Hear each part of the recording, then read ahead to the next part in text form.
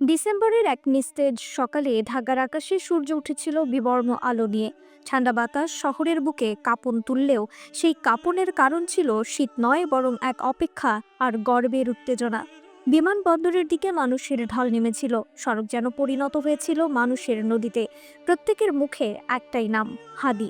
জাতীয় পতাকার নিচে একটি কফিন ধীরে ধীরে নেমে এলো। মাইকে ঘোষণা এলো, ওসমান হাদির মরদেহ মাটিতে নামানো হচ্ছে। কিন্তু ঠিক সেই মুহূর্তে উপস্থিত জনতার মধ্যে থেকে এক বৃদ্ধ মসজিদের ইমাম কেঁপে ওঠা কণ্ঠে বলে উঠলেন, ওই কফিনের ভেতর হাদি নেই ভাই, ওটা ভারতীয় আধিপত্যবাদের ডেড বডি। এই এক বাক্যই যেন সবকিছু বদলে দিল। চারপাশে নেমে এলো নিস্তব্ধতা। চোখে জল নিয়ে দাঁড়িয়ে থাকা এক মা মৃদু স্বরে বললেন, আমার ছেলেও হাদির মতো হবে ইনশাআল্লাহ। বাতাসে ভেসে উঠল এক আয়াতের প্রতিধ্বনি, তোমরা আল্লাহর পথে নিজেদের মৃত বলে মনে করো না, বরং তারা জীবিত, তাদের রবের কাছে তারা রিজিক প্রাপ্ত। সবাই বুঝতে পারল একজন মানুষকে দাফন করা যায়, কিন্তু জেগে ওঠা বিবেককে নয়। হাদির শেষ জনসভা ছিল অন্যরকম। মঞ্চের আলোয় তার চোখে প্রতিফলিত হচ্ছিল এক দৃঢ় বিশ্বাস। তিনি বলেছিলেন, আমরা কারো দয়ার জাতি নই, আমরা বাংলাদেশের মানুষ। এই লাইনটা বলার পরেই যেন সময় থেমে গেল। চলন্ত রিকশা থেকে গুলির শব্দ ছিন্ন করে দিল মাইক্রোফোনের সেই চেনা গর্জন। মানুষ দৌড়াচ্ছিল, চিৎকার করছিল, কিন্তু কেউ পালাচ্ছিল না।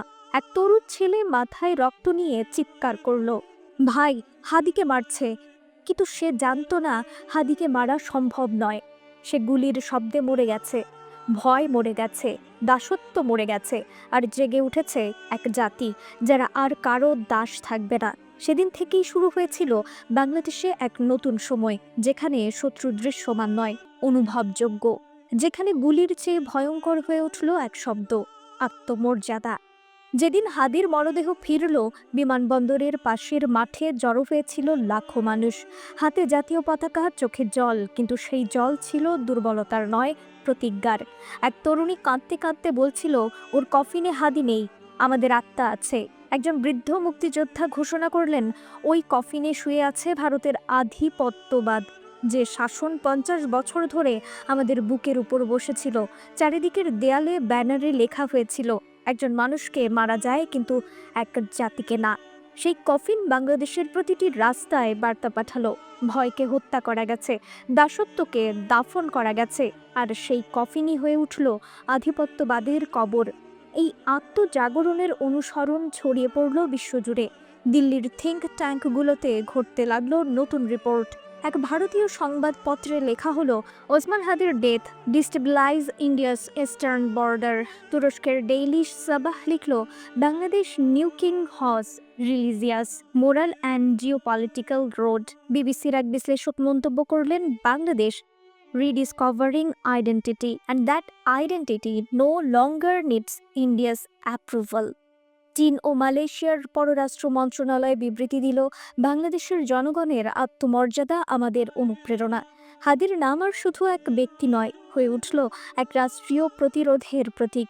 এইসব রাজনৈতিক ও আন্তর্জাতিক উত্তাপের মাঝে হাদির মা বসে আছেন পুরনো ঘরে, হাতে তসবিহ, চোখে পানি, মুখে দোয়া, আল্লাহ, আমার ছেলেকে জান্নাত দাও আর এই দেশটাকে তার পথে রাখো।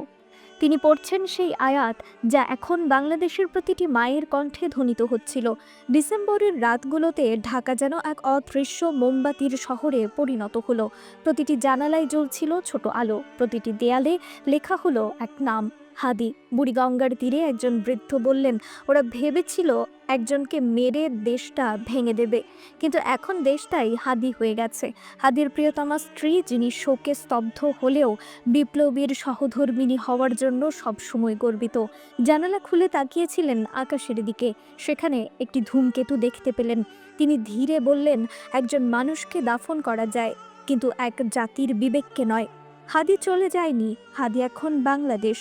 ওই কফিনের ভেতর হাদি নেই, সেখানে শুয়ে আছে ভারতীয় আধিপত্যবাদের মৃতদেহ। হাদি চিরজীবী। রিফাত আর ইসলাম, ভোরের আকাশ।